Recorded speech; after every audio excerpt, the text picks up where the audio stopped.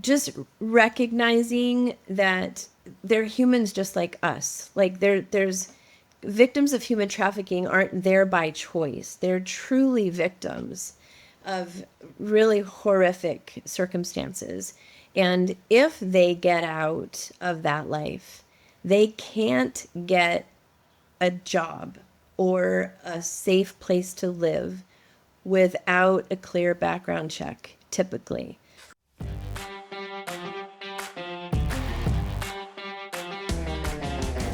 Welcome to Behind the Screens, conversations with background screening pros. I'm Les Rosen, your host, and I'm excited to have you here. On this podcast, we chat with the people who know the background screening world inside and out. Executives, industry experts, legal pros, and more. We dive into their personal stories and insights to give you a real look at what's happening behind the scenes. Whether you work in the screening industry or are just curious, Behind the Screens bring you the real, unfiltered conversations from the people who make it all happen. Stick around for stories you won't hear anywhere else. And ladies and gentlemen, welcome to Behind the Screens, edition 2026. And today I am delighted to have on the program a person who I can only describe as a dynamo. This person is involved in so many things and does so many things so well. Things that are just so interesting that this is a real special program for me. And Kym Kurey is our guest today. And I was just trying to remember when I met her. And it just occurred to me that since I've been in the industry, there was a time I did not know her. I can't even place when I met her. So a person I've always known and admired and has so much to share. If this was a 12-hour program, we couldn't get through it, but we're going to obviously try to limit it. So once again, welcome to the program, Kym Kurey. Kym, thank you. Thank you, Les. Thank you. It is funny trying to remember all the way back. When did we first meet? I remember Safety Harbor. I remember group dinners when we first started NAPBS, then became PBSA, just all the things. It's been a minute, so an honor to serve with you.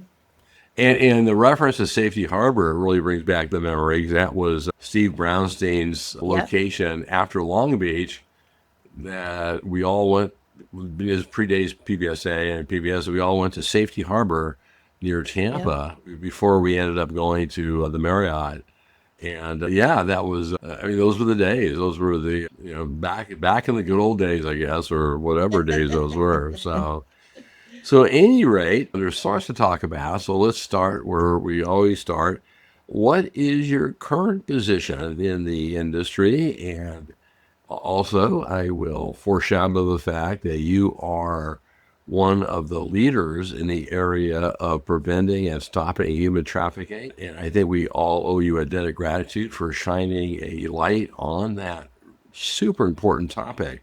So tell us what you're doing professionally in the industry and also your involvement in the stopping human trafficking.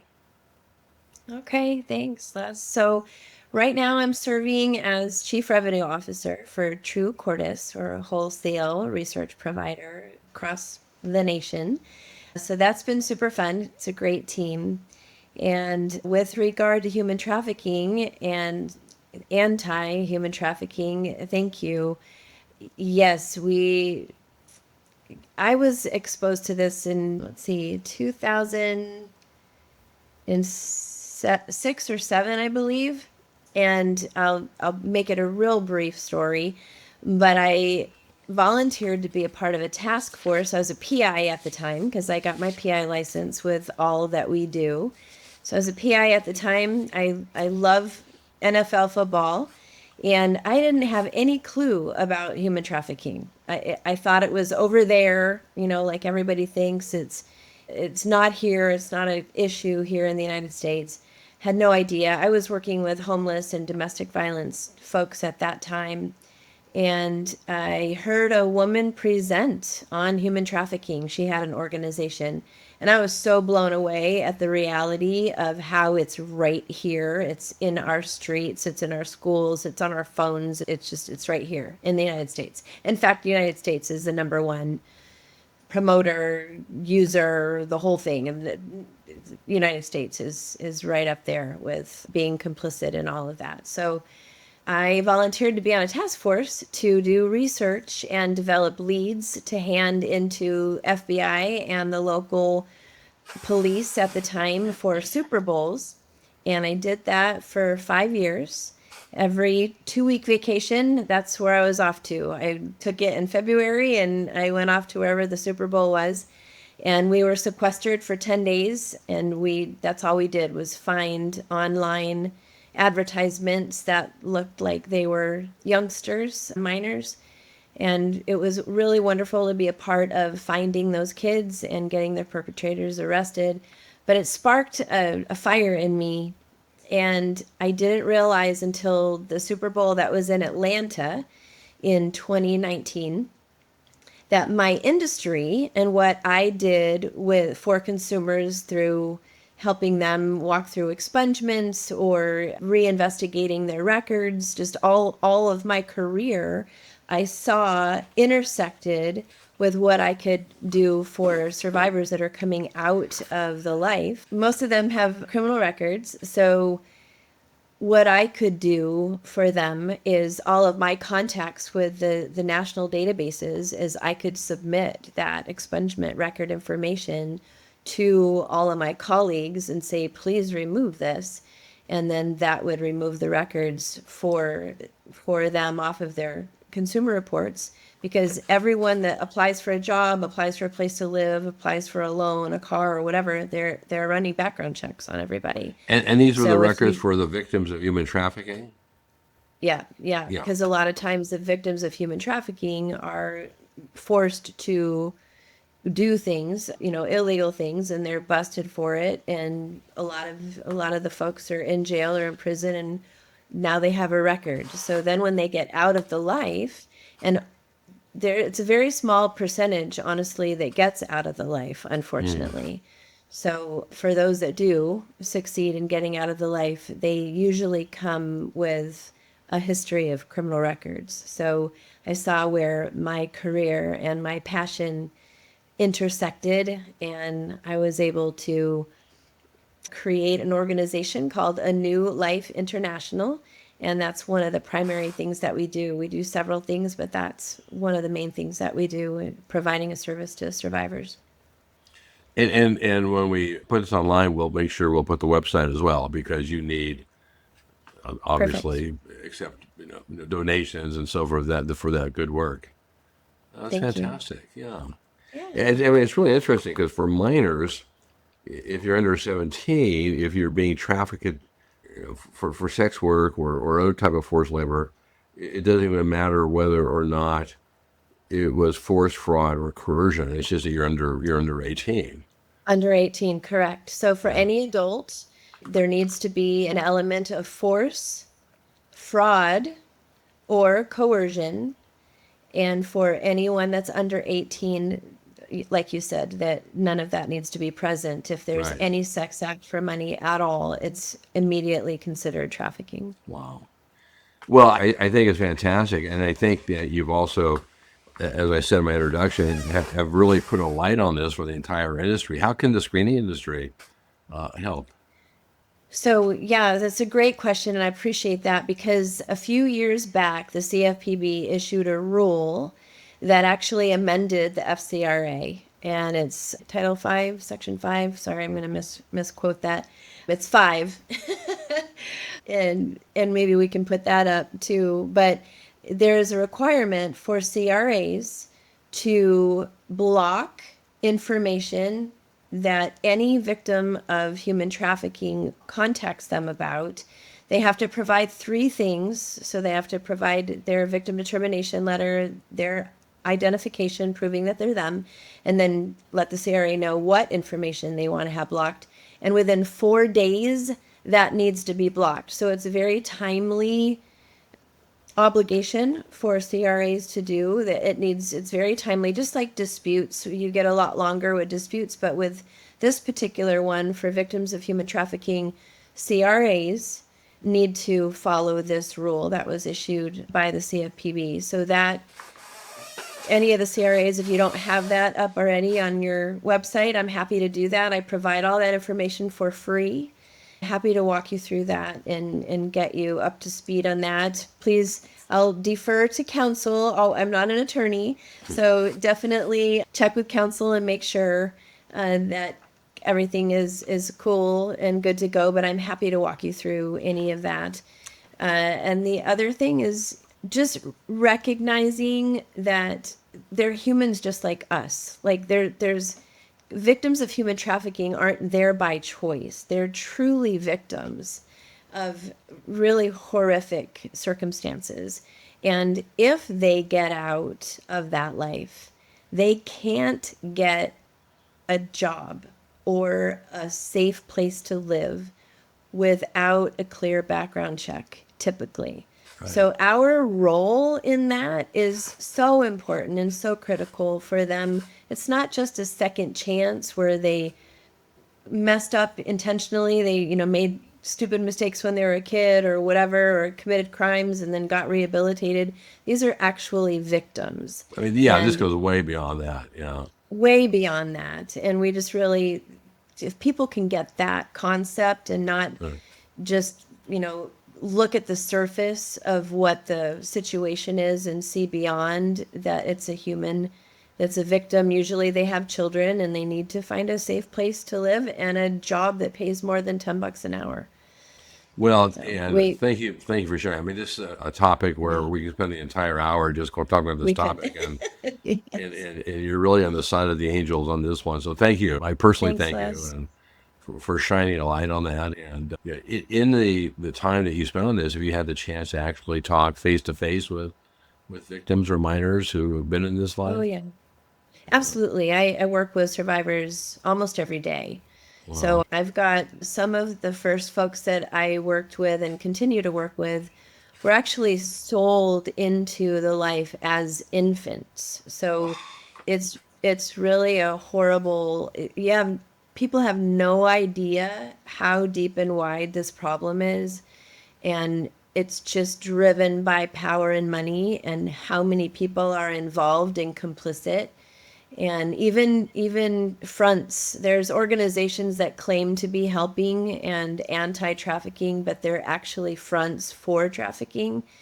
And it's just really yucky. If I wasn't called to this, it would be so heartbreaking. I don't know that I'd be able to go on. But with, honestly, the strength of God and just the passion to keep going and to help, that's what drives me. But yes, I in fact, if I could tell a quick story, I have one young man that was missing. So I work finding missing children also. There was one young man that was missing. He's missing for 8 years from my area. Like our high up say there's no trafficking in Brevard County. There absolutely is. So anyway, this young man was missing for 8 years, and somebody contacted his mom through Facebook claiming to be him. And she didn't believe it was him. Different voice, all the things. It turned out it was him. And the PIs couldn't find him. Cops couldn't find him. Nobody could find him.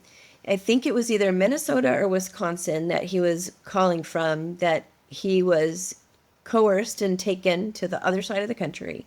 He was trafficked for the whole 8 years that he was gone.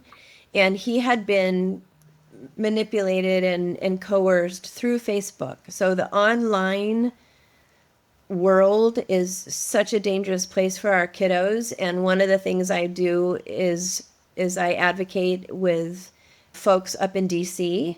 I am up there a lot lobbying for different bills, online safety bills that are out there, and just to protect our kids online. But anyway, parents cashed in their 401k, dad went out, brought him home, and we connected him with he couldn't go outside when he first got here because he felt they were still after him, which is often the case. Often the traffickers are still looking for their folks. So, but he is safe and he's doing better. So I do have some really great success stories of folks that we've encountered and or helped or been a part of their story. And it's amazing. It's an honor and it's a privilege to be able to be even the smallest part of somebody's success story. Wow, I'm just aghast at. I mean, most of this you realize intellectually, but when you talk to someone like yourself who's actually in the trenches, doing God's work, basically helping to save these people, it's just really amazing. So, again, as much as I would like to talk about this the entire hour, let's Yeah. conclude by reminding people that this program will be running in January, and January is what? Yes. January is the Anti-Human Trafficking or Human Trafficking Awareness Month. So the Human Trafficking Awareness Day is January 11th.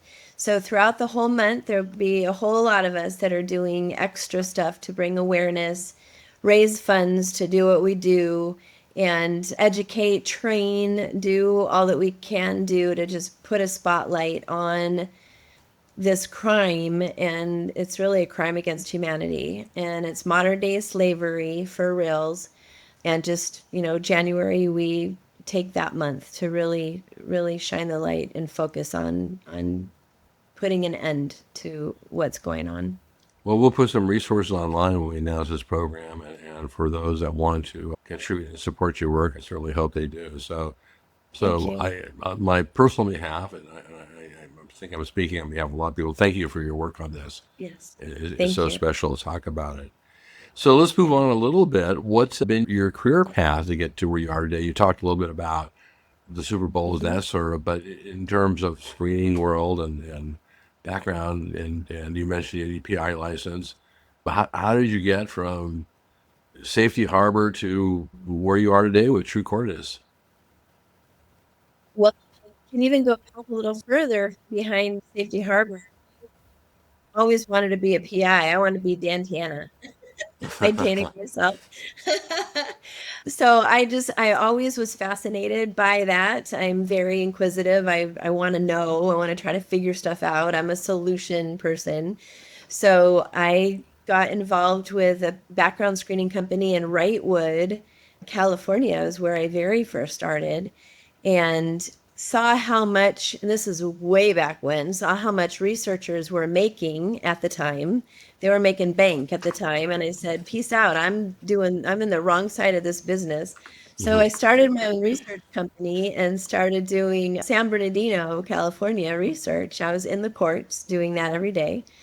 Met Dustin Dahl, shout out to Dustin, who introduced me to Carlos at the time. Carlos Lacambra from HEC was formerly HEC. And that's how my career started. And it was actually Carlos that kind of kicked me out of the nest. He was supposed to be at that meeting that I came to, and he couldn't make it.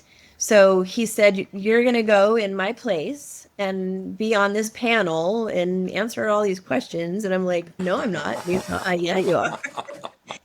And thank God for Timothy Baxter, because Tim I knew, and I was sitting right next to him in our panel, and I'm like, thank you, Lord. I have my 7 foot giant to protect me and be my buddy on this panel. And it turned out someone from High Right had asked me a question about California 1203.4 law and some different California laws. And that I knew about that. So I was able to answer that. And it was like, oh, I guess I do know a couple of these answers. So I relaxed and had fun. And that was the beginning of just really falling in love with this industry. I became a director. I was on the board of directors for a while, and just I'm on Hill Day. I love, like I said, I love being The board of on. directors of PBSA. Uh-huh. Yep. Right, exactly. I remember. Okay, yeah. Yeah. So that was a while ago. And then being on the Hill, I love and talking with legislators and just sharing our story. And then I've worked rolling out a couple of different CRAs. I did write a CRA manual just to help folks get started in the industry. And I don't know if I'll ever leave. It feels like I'm going to have my thumbprint in some capacity in this Well, industry. well, unless And you here I golf, am. you got to do Honestly. something, right?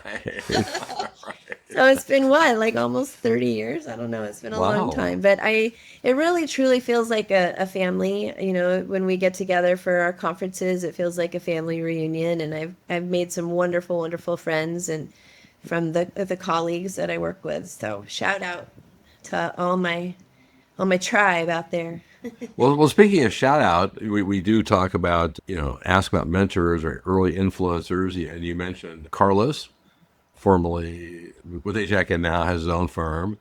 And Yep. one of my people I most admire in the industry, Tim Baxter, just a wonderful guy. Yeah. And had a chance to visit with him in Anaheim. I hadn't seen him for a while. His wife Sarah wasn't there, unfortunately, but Tim was great. And who are some of Yeah. the other than Carlos and Tim? Who are some of the other influencers that you want to shout out to?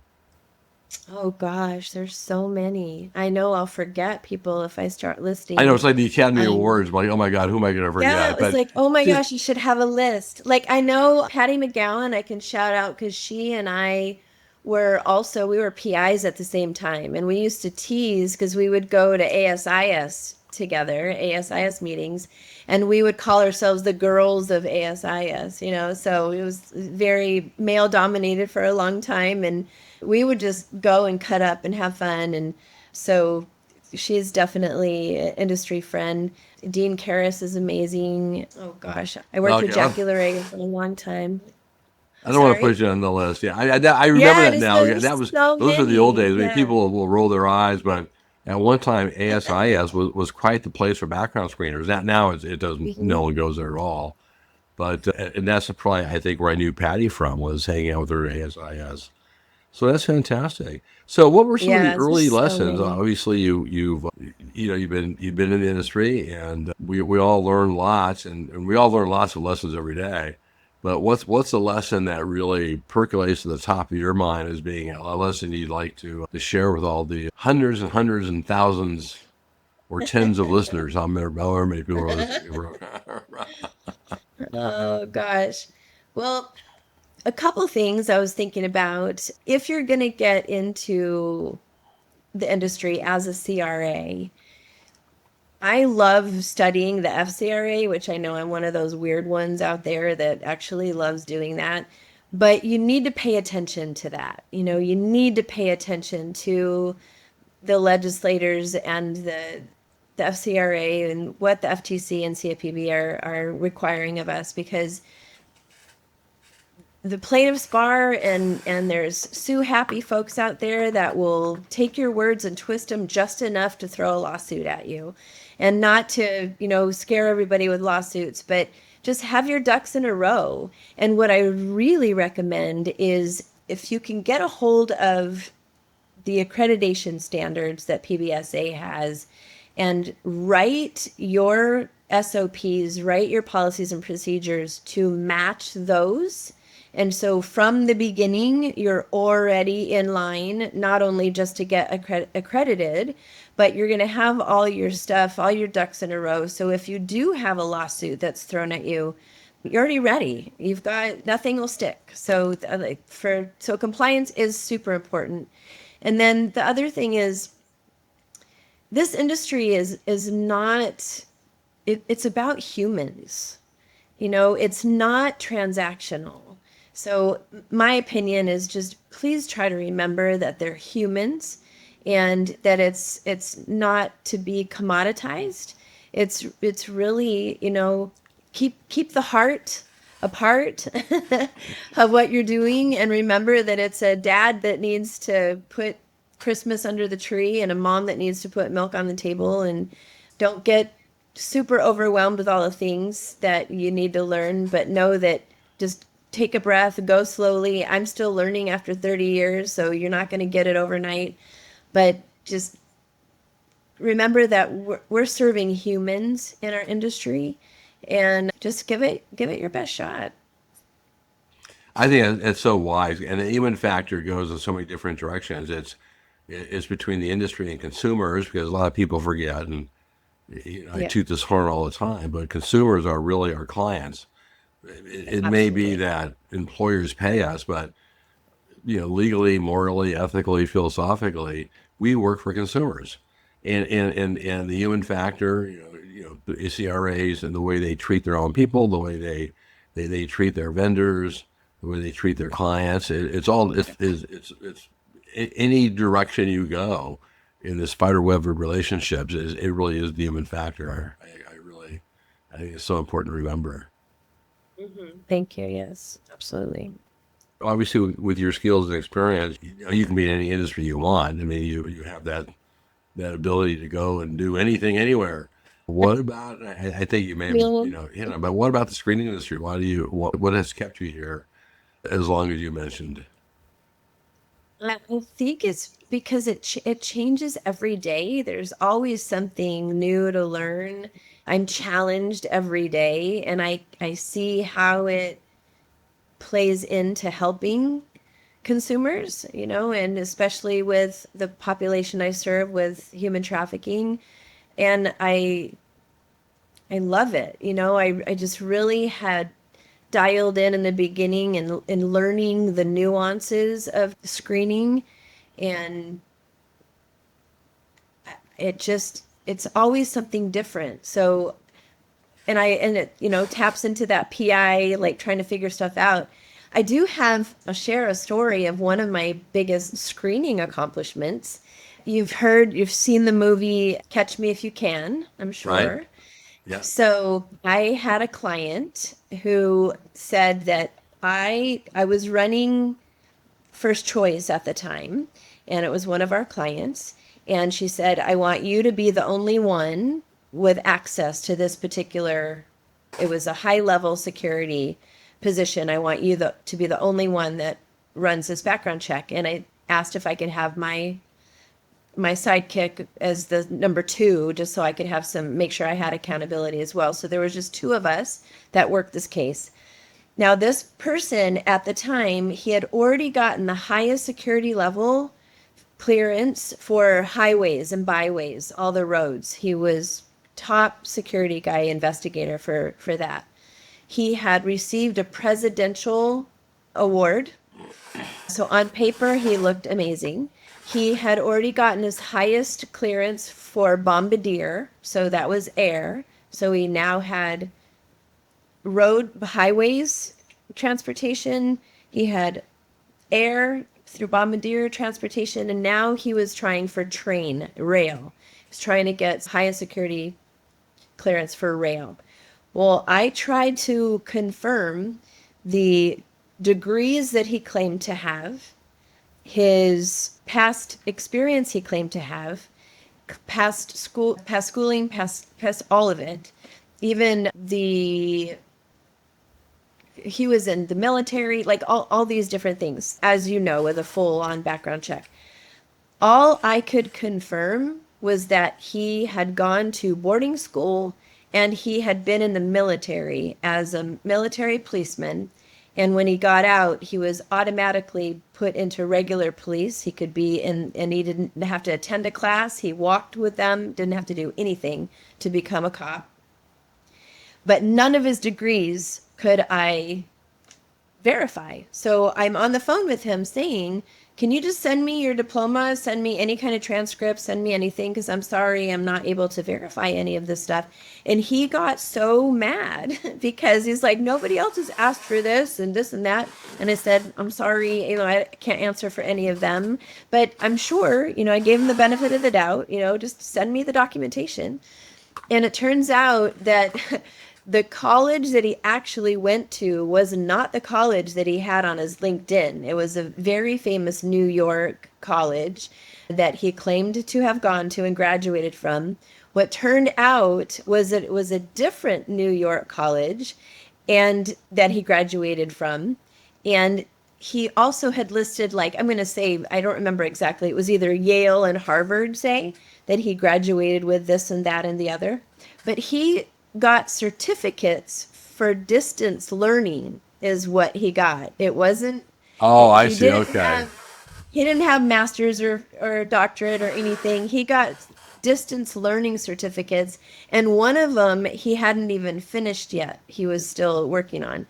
So none of that could I prove for this guy.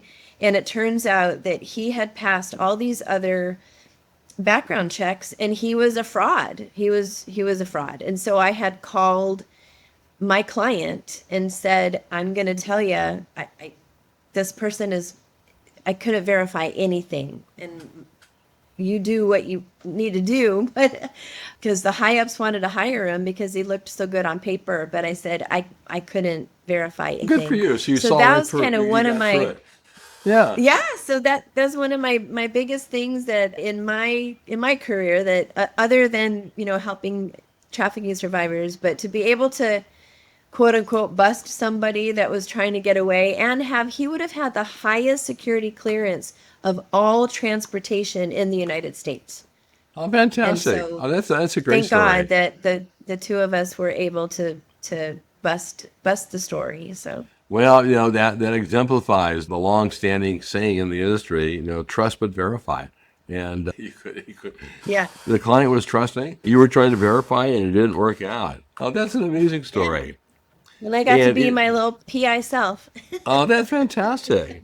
So, we do ask about proud moments. I'm sure that's one of them. I think another proud moment, and I'll bring this up, is that Okay. I ran into you at the PBSA conference, I think in Denver, and you introduced me to a young woman who turned out to be your daughter. So tell us about that. It's an Yes. amazing story. Yeah, so I'm so proud of her. So for those that don't know, if you don't know already, Lauren LaHamper is my daughter, and she currently works with IDI. And I had brought her into First Choice in the very beginning as a salesperson, and she had heard me for years, right, on the phone, working all crazy hours. So she was definitely introduced to this industry at a very young age. In fact, going all the way back to Carlos days with his company, Lauren was, I used to call her the mascot. She was maybe 5, 7 years old and maybe a little bit older, but she would come into the office all the time, and she and Carlos would play cards in the kitchen, and she taught him how to use the fax machine. He's going to kill me for telling this story. But she was a part of A-Check, our little A-Check family when she was a kid. So she really grew up in the industry, and then I'm so proud of her because she's just running circles around everything. She's doing a bang up job, doing a great job for IDI. So I'm super, super, super proud of her. Wow, well, that's a proud mom moment. So congratulations. That's Yeah, thank you. fantastic. So, Yeah. so we talked about NAPBS, PBSA. How's that influenced your career? You mentioned and that you were on the board for a while. Congratulations. No good Thank deed you. goes unpunished. That's a lot of work, and you were involved in the early days as well. So, Yeah. what's your thoughts about how PBSA has furthered your career, your professional aspirations? Yeah, I think PBC has been great as far as training goes, as far as opportunities go. I had never been an advocate and done advocacy work on the Hill before, and it opened up the opportunity to experience that and fall in love with that. And then that extended now into my anti-trafficking work. So, and you just learn a lot, and the support of it's such a family. I know it sounds kind of crazy, but our industry, even though we're competitors, and even from the very first NAPBS conference that we did, when I was sharing that we're friendly competitors. We're a family of folks that just really want to do the right thing. So I think it has fed into relationships. It has fed into colleagues that I trust, that even helped me in my anti-trafficking work. So PBSA has really been a great association to be a member of, and to get our certifications through, to get accredited through. The attorneys such as yourself and your book, and Pam and Todd, and just so many of the folks out there that just pour into our membership, and to give me and others opportunity to speak and to share the knowledge that we've got, and to encourage the up and coming. So it's been really multifaceted, my involvement with PPSA. And if my memory serves, and my memory is not what I remember it to be, but you were at the recent PBSA Anaheim 2025, and you presented, right? I did, Yeah. yes. Yeah, in fact, we presented on starting CRAs. So it was ABCs of background screening, and we really focused. It was a fabulous panel of dear colleagues that I love so much, and we just kind of touched on what are the key things that you need to focus on when you're starting a CRA. So it was really neat. Most of us have started our own, so to pull from the OG pool of, what do we need to look out for, and Julie Hackman brought some really wonderful tidbits. Dawn, like everybody, it was really wonderful. Oh, that's fantastic.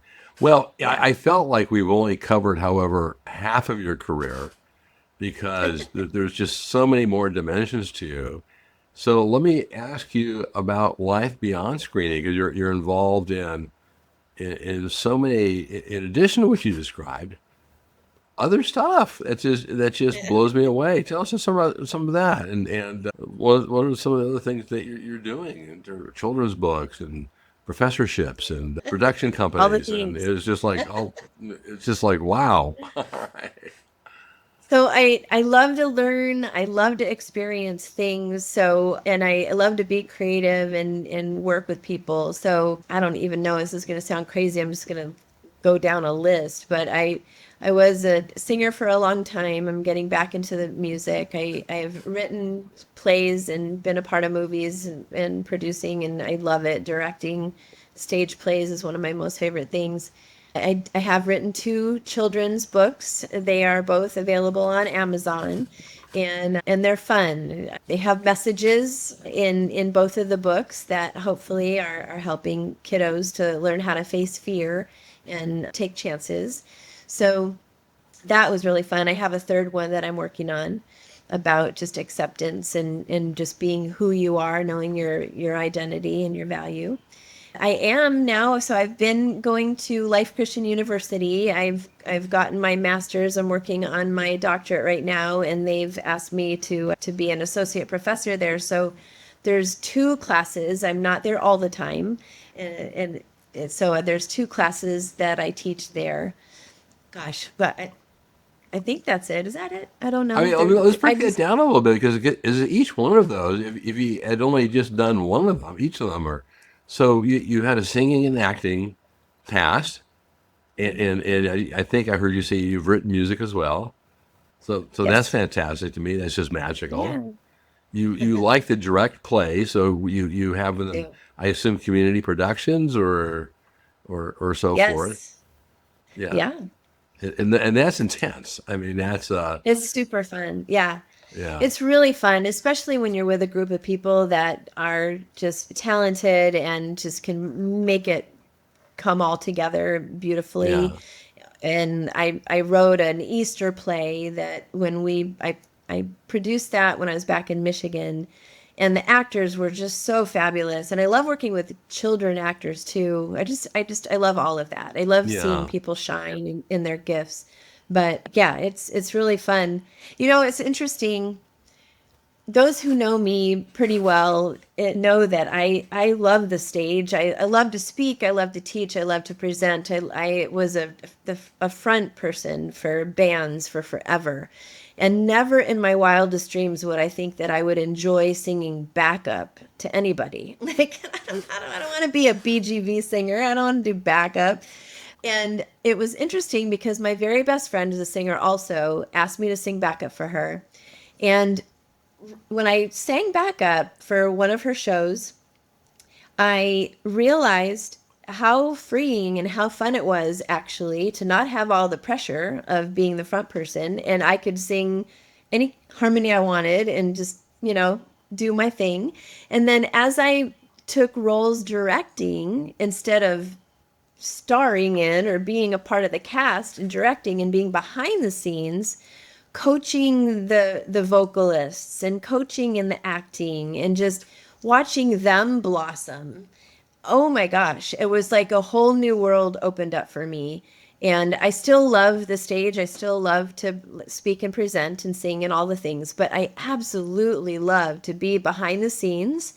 Even with the CRA world, I rolled out a CRA for Foley back several years ago, and just building a team and pouring into that team so that they could succeed in each of their respective job positions was it's just phenomenal. I love, love, love being the one to help push someone towards their success. That's It's great. really fun. So Yeah, when super when you fun. were the lead singer, that this was with like a local rock and roll group, or Yeah. what genre? I mean, Yeah, so it was Christian rock for years and years and years. In fact, Lauren, we mentioned my daughter. I was in a band when I was pregnant with her. So ah, she's got a phenomenal singing voice. She's fabulous. But she was born into music as well. But fantastic. I was like the Christian Pat Benatar back way back when, and you singing all the Christian rock and roll stuff. Oh, that's So fantastic. yeah, it was super fun. I actually was supposed to, I had signed a contract with some folks, and I was supposed to potentially, they were hooking up Pat Benatar's husband was supposed to write for me if I had gone in the direction that they wanted me to go in. But after we read the contract, we made the decision to not go in that direction. But so I went in a different direction. But it's been a super fun, exciting different seasons in my life. Isn't it amazing how life works? You could have been Kym Kurey, rock superstar, instead of Kym Kurey, background screening superstar. I mean, it's just you just never know which things will go. I love the idea of Yeah. doing productions because you work and you think, oh my God, this will never come together. And suddenly there's a dress rehearsal, and out of the blue, all of a sudden Yes, it just somehow magically jives, and opening night it it works. does. It's like how It does that does. happen? I mean, I know. And the dress rehearsal is always the worst. I tell yeah, everybody the dress rehearsal is always, everybody goes home like freaking out because they're like, right, how the heck? And you know right. that. So, yeah. And then opening night comes and it's just like it goes Yeah. flawless. And you go, oh my God, what happened? Good for you. And Super children's fun. books. I mean, God, I think my life has been sitting down and writing children's books that's just awesome. So, at any rate, Well, the first one I did, it took 20 years before I published it. And Lauren yeah, was so funny because she saw me agonizing over this book, and she walked upstairs one day. I kept re-editing, editing as a writer. It's like I was editing forever. And she walks up and she says, "Mom, go past chapter 3. Like, stop. Like, just move past chapter 3."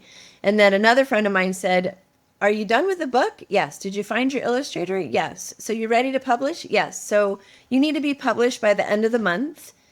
Done, period. And I was like, okay, I right. needed that extra little kick in the butt, and I published through Amazon by the end of that month. And then the following year, it took me I think within 3 months, I was done with the second book. Chloe the Caterpillar is the second book. And I call that my God book because it came so fast. Like, it was just boom. It was written, it was edited, it was published, it was done, it was illustrated. I'm a fabulous illustrator. Kevin Scott Collier is an amazing illustrator. He illustrated both my books. Yeah, so we'll see. Scooty the skunk is supposed to be number 3, so we'll see how soon Scooty hits Well, we the. may have already covered this. I usually ask people to play fun facts, something about yourself that people may not realize. And the next time you go to a PBS conference, people say, I didn't know you did X, Y, or Z. So, is there any fun fact that we left uncovered that you wish to share publicly? Well, I think two things I'm known for are I'm a major Steelers fan. So don't hate, y'all. Don't hate. I'm a Steelers fan from when I was in third grade in Massachusetts, of all places. And that's a story. And then my other fun fact is I absolutely love hot chocolate. Like, hot chocolate is my jam. That's the quickest way to my heart. Bring me a cool mug with hot chocolate and we're There golden. you go. Terry Bradshaw and hot chocolate. You got it. All right. Heinz Ward. So I was Mrs. Heinz Ward for Halloween at least 4 years in a row. So Right. Well, Kim, this is great. We're approaching the end of our time together, and we've covered so much, and there's so much more we could cover. Thanks, Les. But sometimes these podcasts, like editing a book, you can go forever, but at some point you just have to. It is what it is. So Yes. before we bring it to a close, I one last question. I mean, since with all the things that you've done, all the insights and the roles that you've played, what advice do you have for newcomers? I define that broadly. It could be a brand new person who just started doing employment verifications, or maybe someone who's been out for 5 or 10 years, or whatever. What would be your advice as far as moving up in the industry and becoming a professional or more professional, or what would you say? What would you tell if you were just having a cup of coffee and talking one to one? Yeah, I think that the kind of touched on it before, but I would say learn as much as you can. Just dive in and be active with PBSA. Like this is not a commercial for them. However, it's legit. Like there's just a wealth of knowledge. And I think so many people come into this industry from other industries with their own understanding of what we do, and it's so far from what we do. And so get involved, dive in. If you really want to do that, if you really want to do this industry, then dive in and learn as much as you can, and surround yourself with folks that have been around. Ask questions. Most of us aren't protecting our secret sauce. Most of us want to help you as well. And remember, like we said earlier, that this industry is about the humans that you're serving. So never lose sight of that. We all need to make money. I get the bottom line is important to all of us. But remember, at the end of the day, it's a human being at the other end of that file. That's absolutely right. And I also, and I've said this before, so I don't want to be a broken record, but it's such a meritocracy. You don't have to be in charge of a company or a VP or anything. You can be just a regular person looking at criminal records, and if you call up and get involved and volunteer, you can end up being on the Yeah, board or being chair. You don't have to be. absolutely. I mean, everyone's a mucky muck. I mean, if you want to be, it doesn't matter what your position Yeah, is or what your title is. exactly. Yeah, so it's such a great thing. That's a great point. It's anybody's game. Just bring your best to the game, and you can go as far as you want to. Yeah, you just gotta participate. Well, it's been a Yeah. great spending time with you, and we've learned so much. And I feel like this is like one of those tip of the iceberg interviews where we only covered 10% of what there is to cover. But before we hang up and call it a day, let me give you the last word. Any closing thoughts or anything else you want to add, Kim? The floor is yours. Well, thank you. Really, thank you, Les, for giving this platform to those of us that you've invited to share and hang out. It's a great industry. I'm honored to be a part of it. And thank you for the opportunity to share my passion too in regard to stopping human trafficking and protecting children online. That's, I think, what I would like to end with is just how serious it is. And as parents who are watching, you can make a difference. The CRAs that are watching, you can make a difference. So together, my little byline is together we can make a difference. So thank you for the opportunity to share. Kim, thank you. And I think that's such a great way to close with words we can all live by, that you can make a difference. And when it comes to things that are important, such as fighting human trafficking and protecting victims, children, and all victims, it's just so important. So thank you, ladies and gentlemen. This has been an episode of Behind the Screens. Our special guest today, and I really use the word special, has been Kym Kurey, who has shared with us so many ideas and so many great thoughts. And our thanks again to the Pre-Employment Directory for their sponsorship of the program, and especially Barry Nixon. And if you like this program, please subscribe to us on YouTube, because that helps to get the word out. And thank you, Kim, for a fantastic episode. And we will be back next episode with yet another guest on Behind the Screens. Thank you very much, and have a great one. Thanks, Kim. Thanks, Les.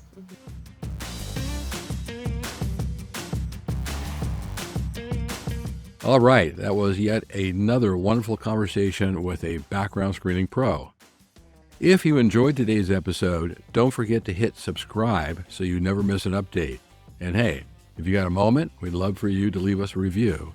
It really helps get the word out.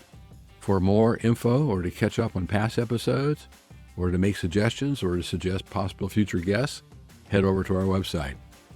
Once again, this is your host, Les Rosen, and it's been a pleasure to bring you another episode. See you on the next episode. Thanks.